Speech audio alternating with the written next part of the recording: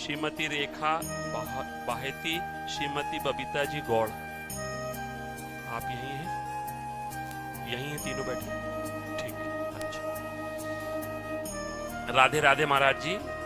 महाराज जी, जो भगवान का नाम नहीं लेते फिर भी अच्छे से रहते हैं, और जो भगवान का नाम लेते हैं परेशानी में रहते हैं, क्या फर्क है? ये तीनों। हाँ, ऐसा देखा भी जाता है। क्या होता है कि जैसे कोई प्रभु का नाम जप नहीं कर रहा और बड़ा लौकिक पदार्थों से भरा पूरा देखा जाता है, सुखी देखा जाता है, तो उसमें हमारे भागवतिक विधान में एक सिस्टम है। जो भगवत मार्ग से विमुख आचरण, पापाचरण, अधर्माचरण करता है और आपको सुखी नजर आ रहा हो, तो उसके बहुत थोड़े पुण्य हैं। उनको भुगाने के लिए पहले हमारे संविधान, भागवतिक संविधान में उसके पुण्य नष्ट कर, क्योंकि जब उसे दुख मिलेगा तो पुण्य उसका सहयोग कर देगा, इसलिए पहले उसके सहयोगी का नाश किया जाता है। उसका सहयोगी जो सुकृत है उसको दे दिया गया। अब वो पापाचरण में और उन्मत्त हो गया। अब उसके वो सुकृत चल रहे हैं, इसलिए उसे जुकाम भी नहीं होगा। अब वो सोचता है कि कुछ नहीं, कोई निर्णय नहीं, कोई भगवान नहीं, मनमानी पापाचरण करो, खूब मौज से रहो, और वो सुकृत उसके नष्ट हो रहे हैं। और जिस दिन उसके सुकृत नष्ट हुए, फिर मिटिया मेट होते हुए देखा है। शास्त्रों का विधान तो है ही, हमने देखा है। एक ठाकुर रामबली सिंह जमींदार आसपास बंदूक लेके चलते, ऐसा बच्चापन में को देखा आपने।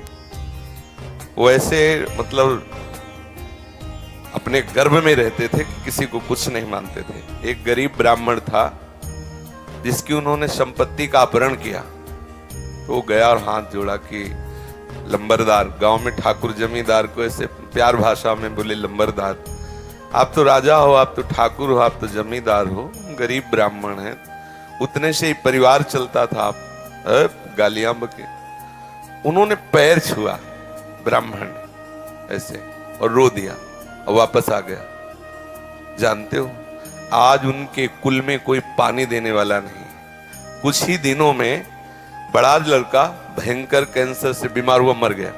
दूसरा दिमाग खराब हो गया, तीसरे की टांग टूट गई, चौथा लेबरी करके उनको जो खवाने वाला था पीलिया हो गई। और आप अफीम के इतने नशेबाज बन गए कि धीरे धीरे सब, जहां उनके आगे पीछे बंदूक लेके चलते तो अब मक्खी उड़ाने वाला कोई नहीं रहा, और एक पशु की तरह मरे जब कोई फेंकने वाला नहीं। ऐसी स्थिति होता क्या है कि शुभ कर्म जब तक हमें वहां के, हमारे भागवतिक विधान में सिस्टम है, यदि आप अधिक पाप करेंगे तो आपके जल्दी से जल्दी शुभ कर्म आपको दिए जाएंगे कि वो नष्ट हो, तब तुम्हारा नाश शुरू होगा। और जब आप भागवतिक कार्य करते हैं तो देख लिया गया ना कि आप संभल रहे हो, तो आपको कोई बाधा ना पहुंचा सके, इसलिए आपके जो पाप कर्म हैं उनको फेंक दिया गया कि उधर से खाली करो।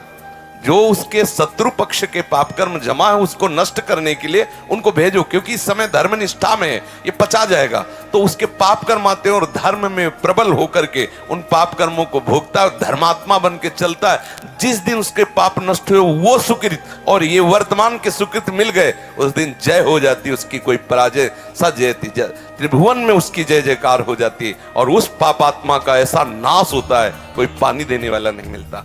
ऐसा नहीं है कि पापी पुरुष मौज से है और धर्मात्मा कष्ट से है, उसके रहस्य को नहीं जानती, इसलिए तुम्हें ऐसा लगता है। समझ पा रही हो?